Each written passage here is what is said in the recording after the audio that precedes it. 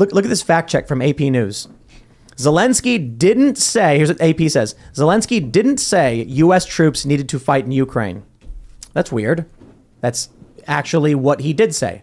He did say that. Mm-hmm. So here's the framing they're going with. Claim. A video clip shows Ukrainian President Volodymyr Zelensky saying that Americans will have to send their sons and daughters to the war in Ukraine.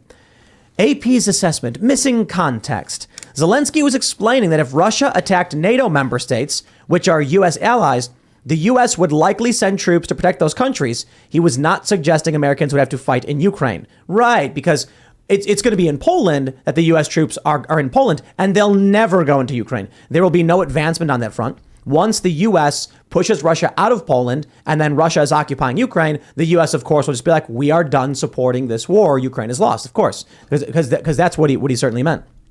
They say the clip cut from a 2-hour live stream news conference on the somber 1-year anniversary of Russia's somber. Come on, guys. Shows Zelensky speaking with the audio dubbed by a translator. Quote, the U.S. will have to send their sons and daughters exactly the same way as we are sending their sons and daughters to war. Our sons? What? No, he said their sons and daughters. It's a very weird quote. Right. And they will have to fight because it's NATO that we're talking about. And they will be dying, God forbid, because it's a horrible thing.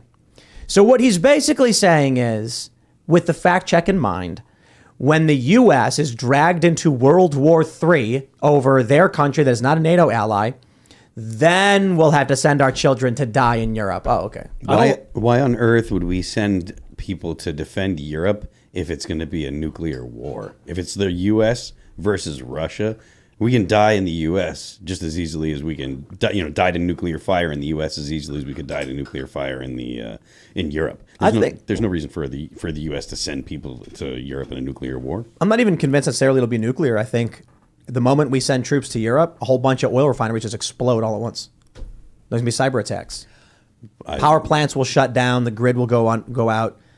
I would imagine that when it comes to cyber war, it's a Mexican standoff and every country has their finger on the button to destroy another country's infrastructure. Yeah. The crazy thing is that when we started developing the internet and then we hooked everything into it with a thought of security, we basically built towers of sticks, of bamboo. And we built our cities on top of bamboo.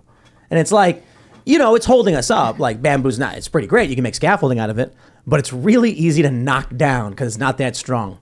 And every country is built on top of it. So you don't need a nuke. They can just type in press enter and whoosh. I think the internet goes out. I think, I think that you're probably right. And I think that only adds to my point that there is no longer the fight over European land the way that Zelensky's framing it. If you are talking about fifth generational warfare or whatever. Fifth generational? Like psychological operations and stuff? Well, I think that's the kind of stuff that would be used, especially if you're talking about, all-out war, if you're talking about nuclear war as well. I just don't see Americans needing to hold European land. I don't see Americans needing to go into Europe in a new type of war.